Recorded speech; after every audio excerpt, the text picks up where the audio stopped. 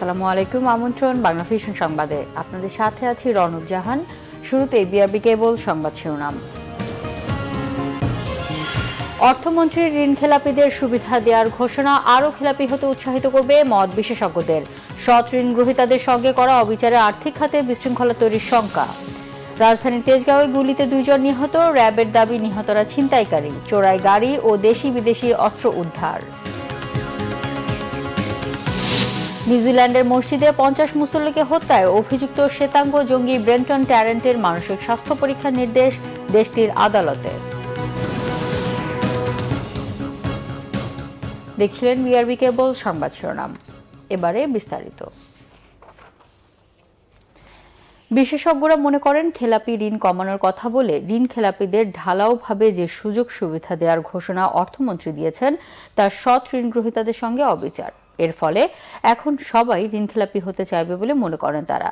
এর ফলে যে অর্থনৈতিক ও রাজনৈতিক চাপ তৈরি হবে, তার ফলে আর্থিক খাতে বড় বিশৃঙ্খলা তৈরির আশঙ্কা করছেন বিশেষজ্ঞরা।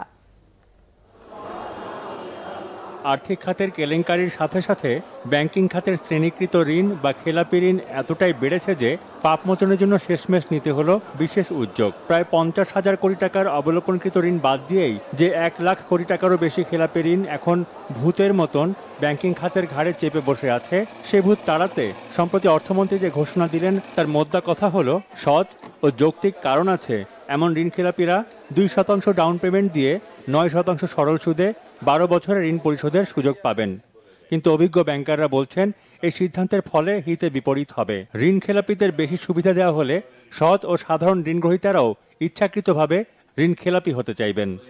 যারা গুড কাস্টমার তারা যদি ব্যাড কাস্টমারের থেকে বেটার রেট না পায়, আমার ধারণা, আমার ব্যাংকিং এক্সপিরিয়েন্স থেকে আমি বলবো, অনেকই ইচ্ছাকৃতভাবে শ্রেণীকৃত ঋণে পরিণত হবে। ভালো গ্রাহক খারাপ হয়ে যাওয়ার একটা টেন্ডেন্সি থাকবে। কেন সে রেগুলার পেমেন্ট করবে? কেন সেম রেট অফ ইন্টারেস্ট তার জন্য প্রযোজ্য হবে?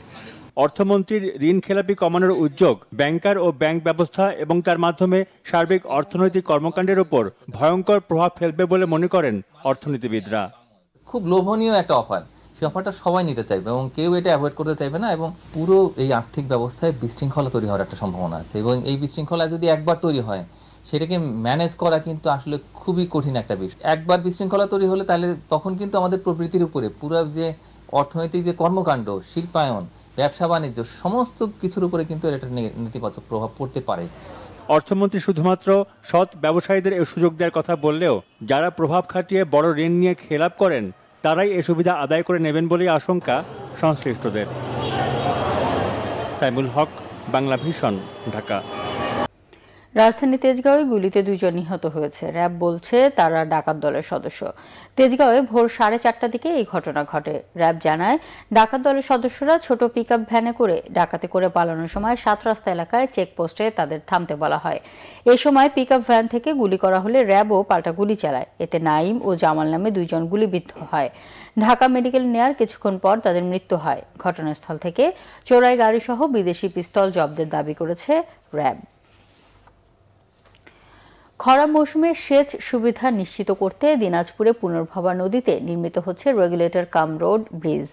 নির্মাণ কাজ শুরু হলেও তা চলছে ধীর গতিতে। তবে সংশ্লিষ্ট ঠিকাদারি প্রতিষ্ঠান এবং পাউব কর্তৃপক্ষ বলছে, নির্দিষ্ট সময়ের মধ্যে নির্মাণ শেষ হবে। দিনাজপুর থেকে সুব্রত মজুমদার ডলারের রিপোর্টে বিস্তারিত।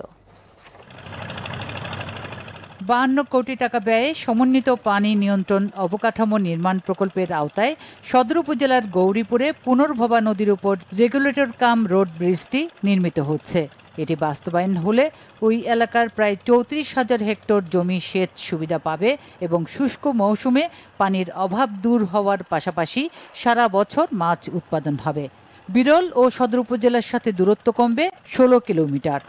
আমরা এই খরা টাইমে পানি পাবো, আমাদের এই সুবিধা হবে। ইরি আবাদ হবে, অনেক কিছু আবাদ হবে, এটা সুবিধা হবে। এটির কারণে মানুষের আয় এবং রোজগারের সক্ষমতা বাড়বে। সংশ্লিষ্ট ঠিকাদারি প্রতিষ্ঠানের কর্মকর্তাদের দাবি, এরই মধ্যে 40% কাজ শেষ হয়েছে। নির্দিষ্ট সময়ের মধ্যেই প্রকল্পের কাজ শেষ করতে পারবেন বলে জানান তারা। সিসি পাইল ড্রাইভ শেষ হয়ে গেছে, শিট পাইল ড্রাইভ হচ্ছে। চেষ্টা করছি যে আমরা 90% কাজ আমরা বর্ষার আগেই শেষ করে ফেলবো। পানি উন্নয়ন বোর্ডের কর্মকর্তারা জানান, প্রকল্পে 300 মিটার নদী শাসন, 500 মিটার অ্যাপ্রোচ রোড এবং কম্বাইন্ড ব্রিজ এবং রেগুলেটর থাকবে। প্রকল্পটা বাস্তবায়ন হলে এতদ অঞ্চলের যে কৃষক আছে তারা প্রায় এখানে 34,000 হেক্টর জমিতে আমরা সেচ কার্যক্রম পরিচালনা করতে পারবো সারফেস ওয়াটারের মাধ্যমে। জেলার নদীগুলো যখন পানি শূন্য হয়ে পড়ছে এবং ভূগর্ভের পানির স্তর ক্রমেই নেমে যাচ্ছে, তখন পানি ধরে রাখার সরকারের এমন কৌশল অন্য নদীগুলোতে বাস্তবায়ন হবে, এমনটাই প্রত্যাশা সবার। Bangla vision news desk. প্রসঙ্গ আন্তর্জাতিক। নিউজিল্যান্ডের ক্রাইস্টচার্চের দুটি মসজিদের 50 মুসল্লিকে হত্যায় অভিযুক্ত শ্বেতাঙ্গ জঙ্গি ব্রেন্টন ট্যারেন্টকে মানসিক স্বাস্থ্য পরীক্ষার নির্দেশ দিয়েছে দেশটির আদালত। শুক্রবার সকালে ব্রেন্টন ট্যারেন্টকে উচ্চ আদালতে তোলা হলে বিচারক ক্যামেরন ম্যান্ডার ওই নির্দেশ দেন। তিনি বলেন, ব্রেন্টন আদালতে বিচারের যোগ্য কিনা কিংবা উন্মাদ বা পাগল কিনা তা বিশেষজ্ঞ দিয়ে পরীক্ষা করা দরকার। সেই জন্য আগামী 14 জুন তার পরবর্তী হাজিরার তারিখ নির্ধারণ করে আদালত। বৃহস্পতিবার শ্বেতাঙ্গ জঙ্গি ব্রেন্টন ট্যারেন্টের বিরুদ্ধে 50টি হত্যা এবং 39টি হত্যা চেষ্টার মামলার আনুষ্ঠানিক অভিযোগ গঠন করা হয়েছে। আটক ট্যারেন্টকে নৃশংস ওই হামলার পরদিন 16 মার্চ ক্রাইস্টচার্চের জেলা আদালতে তোলা হয়। আল নূর সহ দুটি মসজিদে জুমার নামাজে আসা মুসল্লিদের উপর গুলি চালিয়ে 50 জনকে হত্যা করেছে সে। সংবাদ সকাল 11টায় দেখার আমন্ত্রণ রইল। এছাড়া ফেসবুকে বাংলা ভিশন সংবাদ সরাসরি দেখতে লগ ইন করতে পারেন facebook.com/বাংলাভিশনে। এতক্ষণ সাথে থাকায় ধন্যবাদ।